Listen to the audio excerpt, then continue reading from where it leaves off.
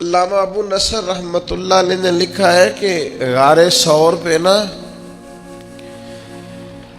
حضرت ابو بکر صدیق رضی اللہ تعالیٰ عنہ نے نبی کریم علیہ السلام کی خدمت میں عرض کیا تھا کہ یا رسول اللہ صلی اللہ تعالیٰ علیہ وسلم آپ رکیں، پہلے میں جاتا ہوں.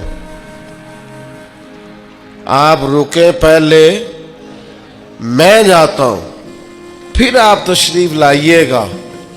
تو وہ فرماتے ہیں کہ یہ بات اس بات کی طرف اشارہ ہے کہ جس دل میں ابو بکر صدیق پہلے آئے وہیں حضور تشریف لایا کرتے.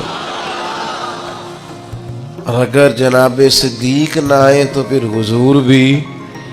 اور فرماتے ہیں نبی پاک علیہ السلام نے چونکہ کبھی کسی کا احسان رکھا نہیں، حضور نے فرمایا چل ٹھیک ہو گیا، ابو بکر سودا کر لیتے ہیں. گویا زبان حال سے سودا ہو گیا. غار میں پہلے صدیق گئے اور پھر حضور آئے، اور مزار میں پہلے حضور گئے پھر صدیق آئے. فرمایا جا تجھے بدلا